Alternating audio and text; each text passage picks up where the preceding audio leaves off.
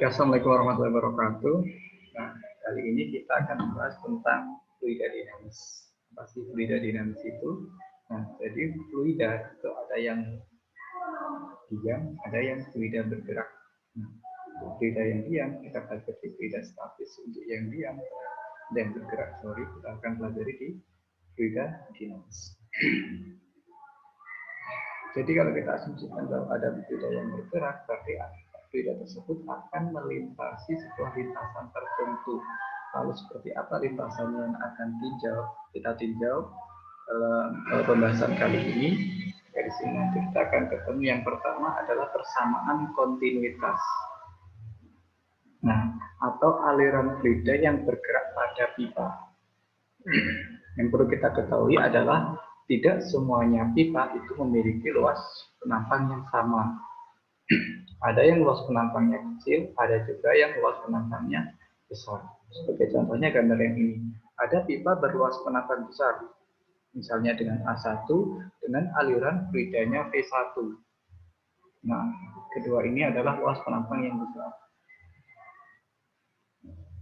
Lalu ada luas penampang kecil yang di sini atau A2 dengan laju fluida V2. Nah, untuk fluida yang ideal, massa fluida yang masuk pada ujung pipa akan sama dengan massa yang keluar pada ujung pipa 1. Atau M1 akan sama dengan N2. Kalau kita ketahui massa jenis itu adalah rho sama dengan M per P, atau kalau kita mencari massa fluidanya, M sama dengan rho dikali P. Kalau kita memiliki persamaan M1 sama dengan M2, maka kita punya persamaan rho 1 kali P1 sama dengan rho 2 kalikan V2. V tidak lain tidak bukan adalah volumenya, atau volume bendanya. Nah, dalam dimensi ruang ke volume kita punya luas penampang dikalikan dengan panjangnya, atau rho 1 sama dengan A1 kali X1 sama dengan rho 2 dikalikan A2 kali X2. Nah, ketika kita keluarkan A1-nya dan A2-nya, maka tinggal X di sini. Jika X kita uraikan kembali di dalam kinematika, maka kita ketemunya V dikali delta T, atau kecepatan 1 dikalikan perubahan waktu yang pertama tadi. Nah, sehingga kita memiliki persamaan yang sedemikian. Nah, sekarang kita tinjau di fluidanya. Fluidanya adalah fluida yang sama, misalnya air. Sehingga massa jenis fluida yang mengalir di A1 akan sama dengan massa jenis fluida yang mengalir di A2. Nah, yang kedua waktunya, sehingga waktu fluida yang di A1 juga akan sama dengan di A2. Maka dapat kita simpulkan bahwa persamaannya kita coret untuk T-nya dan juga rho-nya, kita memiliki persamaan A1 kali V1 sama dengan A2 dikalikan V2. Dan ini adalah yang disebut dengan persamaan kontinuitas.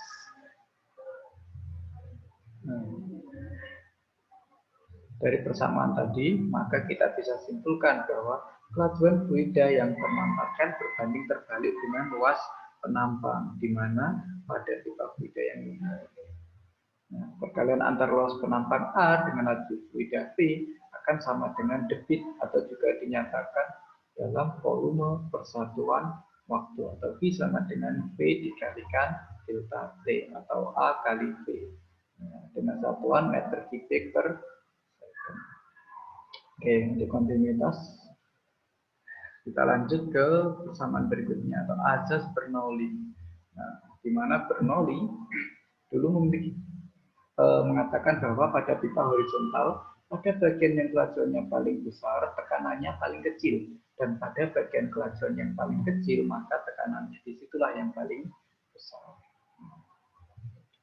Seperti apa persamaan Bernoulli, mari kita pelajari bersama. Oke, misal ada sebuah pipa dengan penampang A1 atau di pipa besar ini, maka usaha untuk memindahkan fluida sejauh X1, bahwa kita punya usaha itu adalah gaya dikalikan perpindahan, atau F1 dikalikan X1. Dan gaya di sini bisa kita berubah menjadi tekanan. Kita punya persamaan awal P sama dengan vektor A, maka kalau kita mencari F sama dengan P dikalikan A. Atau kalau kita di sini adalah W1 karena di pipa yang satu, kita punya P1 kali A1 kali X1. Nah, kalau kita ulang di mana bahwa A1 kali X1 adalah luas penampang dikalikan panjang, yaitu berdimensi volume, maka sehingga W1 kita bisa tulis V1 dikali P atau volumenya tadi. Lalu sekarang pada penampang 2 yang lebih kecil dengan ketinggian 2. Besar usaha untuk memindahkan fluida sejauh X2. Nah, karena pergerakan tekanannya itu berlawanan sehingga W2-nya itu sama dengan min F2 dikalikan X2. Sehingga itu min P2A2 kali X2. Nah, di mana A2 kali X2 tadi adalah volume sama dengan yang sebelumnya. Nah, sehingga kita simpulkan di sini W2 sama dengan min P2 kali P. Nah, tanda negatif ini menunjukkan bahwa tekanannya yang berbeda atau tekanannya yang berlawanan antara P1 dengan P2. Nah, maka bisa kita jabarkan kembali untuk mencari usaha total bahwa W sama dengan W ditambah W1 tambah W2, maka kita punya persamaan P1 kali P ditambah min negatif P2 dikalikan P. Nah, karena P itu memiliki nilai M kali rho, sehingga bisa kita tuliskan seperti ini. W sama dengan P1 P2 dikalikan M per rho. Nah, karena fluidanya bergerak, maka di situ bisa kita tinjau menggunakan energi mekanik fluida tersebut. Nah, di mana perubahan energi mekanik adalah perubahan energi kinetik, di mana mgh. Nah, karena mengalami perubahan, maka mg H2 dikurangi H1 ditambahkan perubahan energi kinetiknya.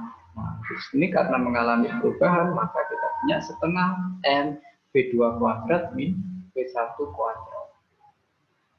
Karena usaha juga merupakan perubahan energi, maka bisa kita tuliskan di sini tadi perubahan energi mekanik, kita substitusikan persamaan usaha di sini, sehingga kita bisa tuliskan P1 min P2 per M kali M per rho sama dengan ini tadi. Nah, kita pindahkan ruas untuk rho-nya, rho per M-nya kita kalikan. Kita kalikan, nah ketemunya persamaan yang ini. Nah, sehingga persamaan akhirnya seperti ini, di mana P1 plus rho PH1 sama dengan setengah rho P1 kuadrat sama dengan P2 plus rho PH2 plus setengah rho P2 kuadrat. Atau tidak lain tidak bukan bahwa persamaan ini adalah P1 plus rho GH1 ditambah setengah rho P1 kuadrat itu sama dengan konstan. Nah, ini yang kita sebut dengan persamaan Bernoulli. Kita sudah bahas tentang dua persamaan, yaitu adalah persamaan asas kontinuitas dan juga Bernoulli. Nah, lalu ini ada kasus-kasus istimewa tentang Bernoulli untuk fluida yang tidak mengalir. Nah, jika fluidanya tidak mengalir, berarti di situ kecepatannya sama dengan 0. Nah, sehingga kalau kita substitusikan ke persamaan yang sebelumnya, akan kita peroleh bahwa P1 plus rho PH1 sama dengan P2 plus rho PH2 atau P1 min P2 sama dengan rho PH2 min H1. Nah, yang kedua, bagaimana jika fluida mengalir pada pipa horizontal? Berarti di situ memiliki ketinggian yang sama atau H2 dan H1-nya itu sama dengan misalkan seperti itu. Jika kita substitusikan kembali ke persamaan yang tadi, maka bisa kita peroleh bentuk persamaan P1 min P2 sama dengan setengah rho P2 per setengah rho kalikan P2 kuadrat min P1 kuadrat. Nah, di sini karena hanya sama, sehingga bisa kita pindah ruas dan hilang nilainya. Ini adalah penerapan hukum Bernoulli pada perumahan. Misalnya kita memompa air dari bawah menuju ke atas.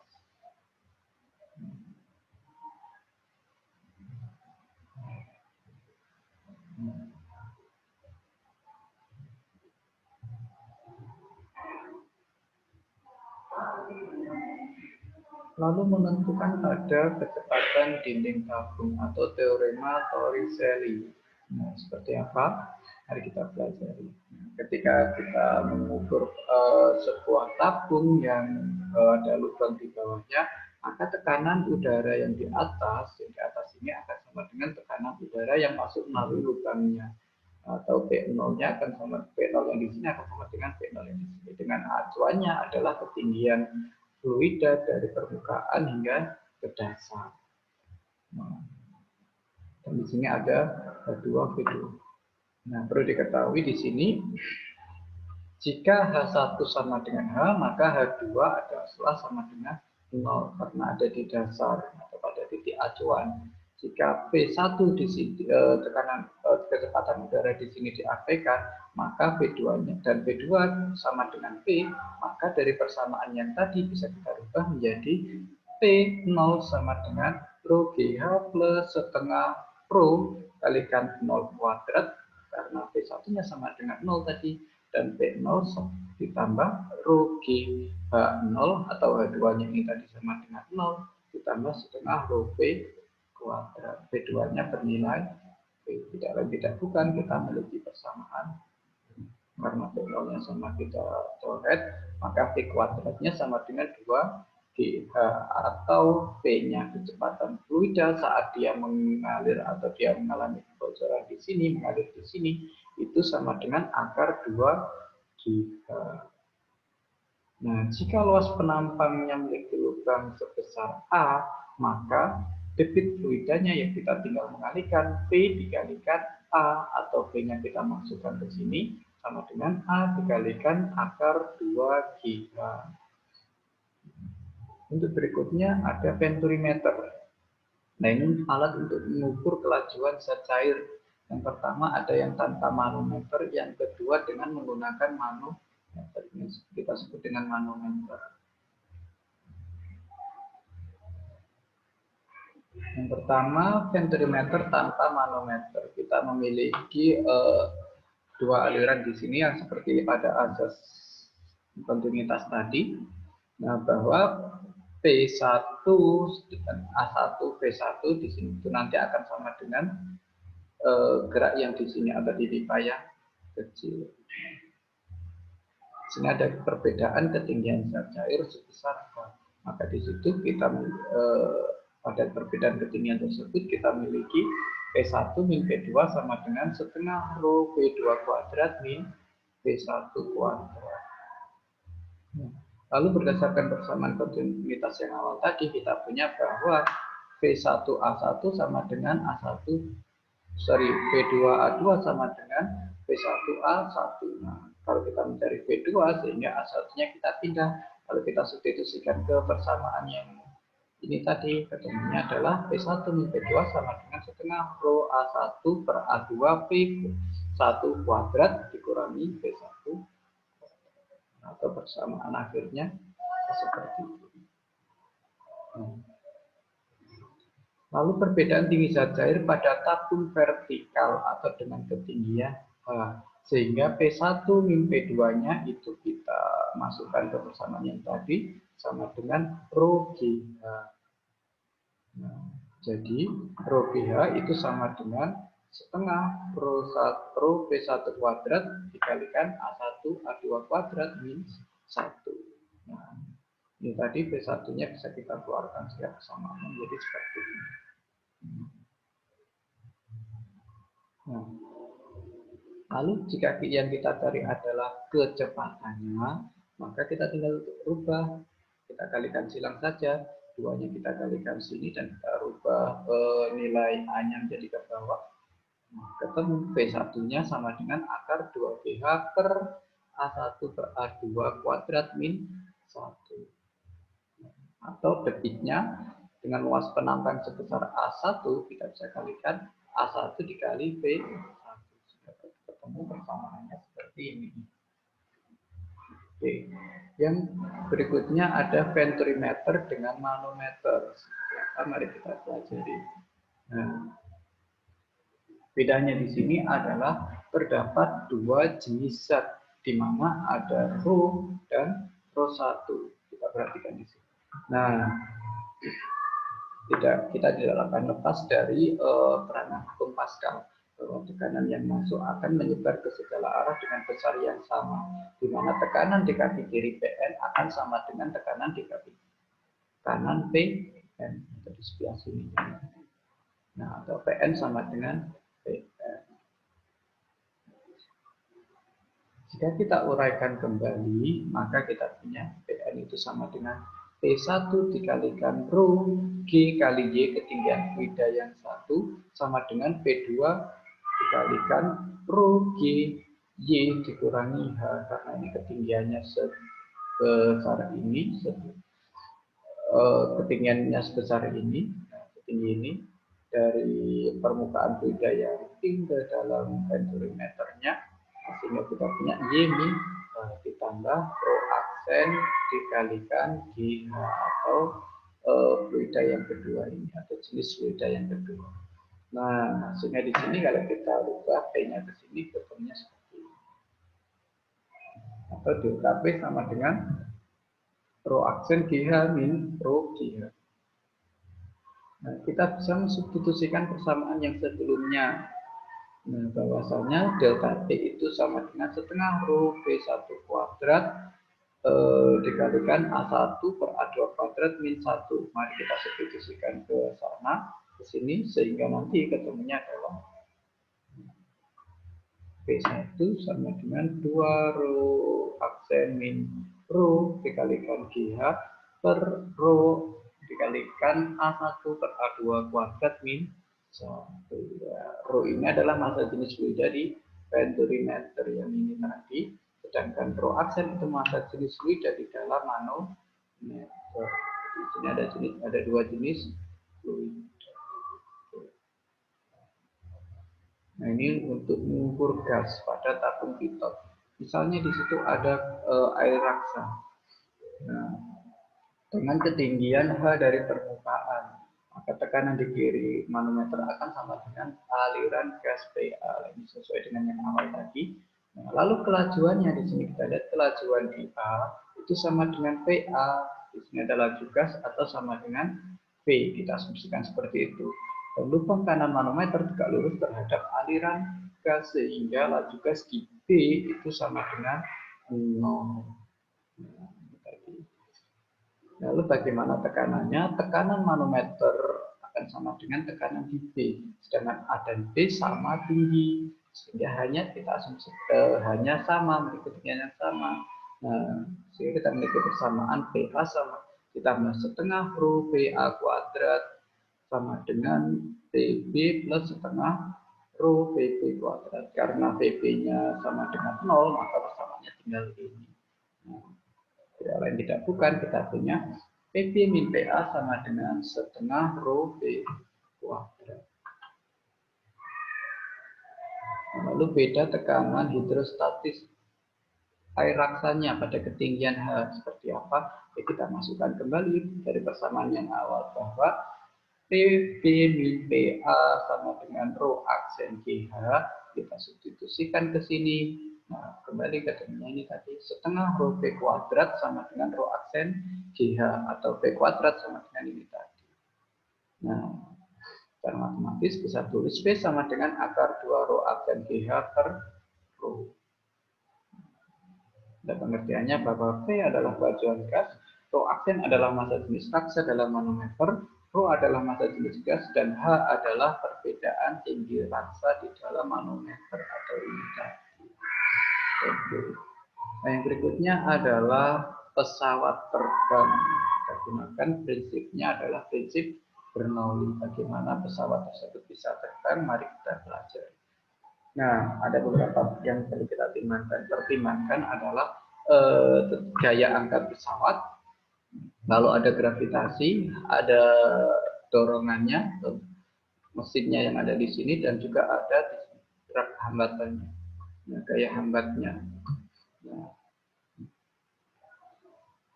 Nah, di sini ada sayap pesawat. Jadi di sayap pesawat itu ada dua aliran fluida, yaitu yang di atas sama yang di bawah, atau kita asumsikan yang di bawah adalah P1, yang di atas adalah P2. Nah, P1 yang di bawah, P2 yang di atas. atas. Berdasarkan asas Bernoulli, jika P2 itu lebih besar dari P1, maka kita punya persamaan P2 akan lebih kecil daripada P1 atau tekanan yang di atas pesawat itu lebih kecil daripada tekanan yang di bawah pesawat. Nah, dengan persamaan yang awal tadi bisa kita masukkan bahwa P1 plus rho GH1 ditambah setengah rho P1 kuadrat sama dengan P2 plus rho GH2 ditambah setengah rho P2 kuadrat. Itu akan sama dengan P1 ditambah setengah rho P1 kuadrat sama dengan P2 plus setengah rho P2 kuadrat. Nah, karena di sini ketinggiannya sama sehingga bisa kita hilangkan. Nah, kita masukkan di persamaan P1 dan P2 bahwa P itu adalah F per A, maka kita masukkan di sini F1 per A dikurangi F2 per A persamaan. Nah, di dalam Bernoulli untuk gaya angkat pesawat kita punya F1 min F2 itu sama dengan setengah rho A dikalikan P2 kuadrat min P1. F1 min F2 itu tidak lain adalah gaya angkat pesawatnya yang tadi. Lalu bagaimana syarat-syarat pesawat itu nanti bisa terbang? Nah, seperti ini. Jadi gaya angkat pesawat yang tadi itu harus lebih besar daripada berat pesawat. Maka kedua, laju pesawat harus semakin besar untuk memperbesar gaya angkatnya. Ukuran pesawat harus besar sehingga gaya angkat semakin besar. Nah, ada beberapa potensi yang menjadikan miskonsepsi pada fluida. Yang pertama, siswa yang mengalami miskonsepsi pada asas kontinuitas beranggapan bahwa kelajuan fluida pada pipa dengan luas penampang kecil bergerak lebih cepat karena memiliki tekanan fluida yang lebih besar dibandingkan dengan tekanan pipa dengan luas penampang yang besar. Lalu yang kedua, semakin besar massa jenis suatu zat cair, maka semakin kecil gaya angkat yang terjadi pada benda. Yang ketiga, semakin besar massa jenis suatu zat cair, maka yang dicelupkan pada zat cair tersebut akan semakin berat. Dan semakin kecil volume benda yang tercelup, maka semakin besar gaya apung yang terjadi. Yang kelima, siswa menganggap gaya Archimedes dipengaruhi oleh massa jenis benda. Yang keenam, siswa menganggap gaya apung hanya dipengaruhi oleh massa benda dan volume zat cair, bukan massa jenis zat cair. Lalu alternatif untuk remediasi, kita bisa menggunakan simulasi Bertollardo pada percobaan fluida. Selain itu, peserta didik juga bisa kita ajak untuk berdiskusi bersama mengenai fluida untuk memantapkan pemahaman mereka. Dan juga bisa dengan diskusi, kita juga bisa mengeksplor pemahaman mereka. Sampai mana pemahaman mereka tentang fluida. Nah, ini contoh soal untuk miskonsepsi. Ketika dua kertas dipasang berdekatan, lalu ruang di antara kedua kertas tersebut ditiup, berdasarkan hukum Bernoulli, apa yang akan terjadi? Nah, di sini peserta didik diberikan 3 option jawaban. Yang pertama, A, kertas akan bergerak saling menjauhi, B, kertas akan bergerak searah, dan C, kertas akan bergerak saling mendekati. Dengan indikator pemahamannya sangat tidak yakin, yakin, dan sangat yakin. Nah, untuk remediasinya, kita bisa memberikan umpan lambung dengan memberikan langsung percobaan atau berdiskusi bersama.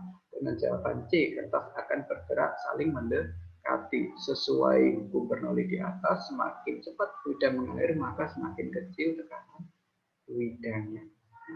Dengan berdiskusi, tentunya seperti tadi, bisa mengeksplor pemahaman peserta didik. Tentunya guru juga menjadi fasilitator yang runtut, di situ bisa memberikan scaffolding atau hal-hal yang bisa memahamkan siswa melalui pemahaman diri sendiri. Nah, lalu inquiry-nya, kita bisa melakukan percobaan, diberikan fenomena terlebih dahulu. Dua kertas yang diletakkan berdekatan kemudian ditiup. Ini bisa menggunakan statif. Kertas diapit dengan statif secara berdekatan. Lalu masalah yang terjadi ketika kertas ditiup, apakah kertas akan bergerak saling mendekat atau kertas akan saling menjauh. Nah, di situ disiapkan 2 lembar kertas folio dan 2 statif. Langkahnya seperti tadi. Nah, setelah peserta didik melakukan percobaan sehingga di situ paham dan bisa menganalisis menggunakan prinsip Bernoulli yang telah kita pelajari sebelumnya. Nah, sekian materi untuk fluida dinamis dan juga konsepsi dan beserta remediasinya. Untuk saat ini saya akhiri. Sampai jumpa di pertemuan berikutnya. Wassalamualaikum warahmatullahi wabarakatuh.